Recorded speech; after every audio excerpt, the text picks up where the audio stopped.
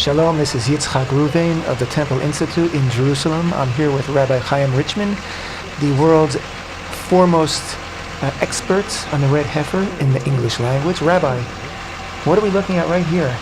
Yitzchak, we're looking at some exciting new footage that we have just received of a brand new red heifer that was born in the United States of America and is being raised as a red heifer according to the laws of Torah for the purpose of possibly, hopefully, presenting her to the people of Israel for the role of cleansing in the building of the third temple. So this is very, very exciting. Rabbi, she is a beautiful beast, a very, very beautiful animal. Can I just ask you, what's the significance of the red heifer? So the red heifer is a very important ordinance. It can be found in the book of Numbers in Parshat Chukat. It actually begins with Numbers chapter 19. And it's about a cow of a very particular color without even two hairs of any other color. And this red heifer is actually the secret of cleansing, the secret of restoring a certain level of purity, which is intrinsically necessary for the building of the Holy Temple, and also, for example, for the purification of the vessels that have been created by the Temple Institute for use in the Third Temple. The reason this is so significant and really exciting is because there haven't been that many perfect red heifers throughout history.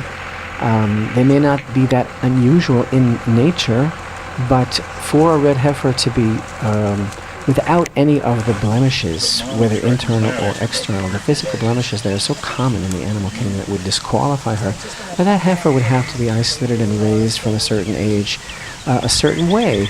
And the folks who have been blessed with the birth of this heifer, they live somewhere in the United States. We're not going to be more specific for security purposes, but they are very enthusiastic, very great supporters of Israel, and they are feeling very, very blessed that they've given birth in their herds to this heifer, and they are hoping that this could be a candidate for use for the resumption of the process of purification as detailed in Numbers 19. And by the way, the whole concept of the Para Aduma, the red heifer, as detailed in Numbers 19, it's a very complex and deep subject.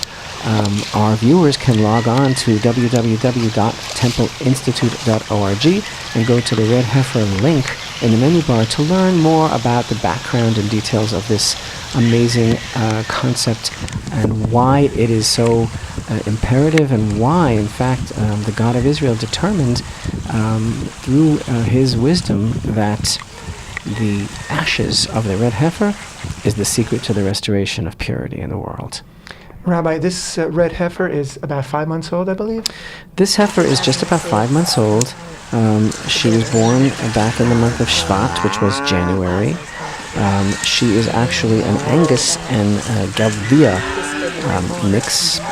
Galvia are early, easy birthers with low birth weight calves, and she's mixed with a red Angus. In fact, her father is a red bull, and his father, you can see her father in some of this footage. I think he goes by the name of Rusty. Yeah. Point out that the coat on this red heifer past the shoulder is a little bit lighter. That's because it was molting at the time, losing its winter coat. You can just see now, we just saw its beautiful red hoof, which is apparently also a qualification, not just red fur, but the hooves and nose also have to be the reddish hue. In Torah, as preserved by the tradition of Jewish law, the red heifer, that redness is consistent. It goes all the way to the hooves, it goes all the way down to the skin. It can be even seen in the eyelids, and it's a consistent color. A lot of people ask, well, this is brown, because they were expecting like a bright, screaming fire engine red, but actually our sages determine para aduma, the word aduma, red, is closely related to the word adama, which means earth. And it's basically the hue of the earth, of the clay in certain localities, and a number of hues could be kosher. But what really makes the red heifer special is the consistency of the hue and the fact that there aren't any other hairs of any other color. I'll just point out also that at this time the cows are still running together the mothers and the babies, because the folks who are raising this herd, they don't take the calves away from the mothers until they're about 6 months old. But they're being very, very careful to make sure that the rules of the Torah are upheld. They're not going to be tagging the animal or branding or marking her in any form. She's not going to be used for any activity, because all of those things, according to Torah law, would disqualify the heifer from being a candidate for the Numbers 19 red heifer. So the plan is to watch her and take care of her, and the Temple Institute is very appreciative of these wonderful people that are really hoping that they'll be able to merit to see this red heifer used for the building of the third temple. And the heifer is not going to be receiving any growth hormones or any types of feed that might have growth hormones. Neither is her mother. Her mother's also not getting any steroids or hormones. She's being fed grass and hay, and everything is being done here in extreme sensitivity and respect to the requirements of the raising of the red heifer, according to the Torah of Israel, as described in Numbers 19 and expounded upon in the Jewish tradition.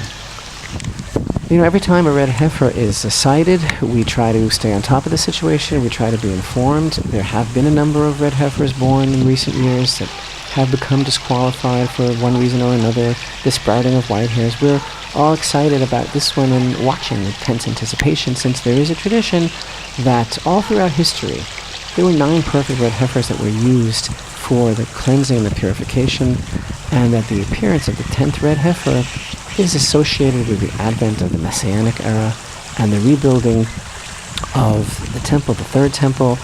And we look forward to the fulfillment of the verse in Ezekiel 36, "Then I shall sprinkle pure waters upon you, and you shall be clean. From all your uncleanness and from all your idols will I cleanse you. I will also give you a new heart, and I will place within you a new spirit."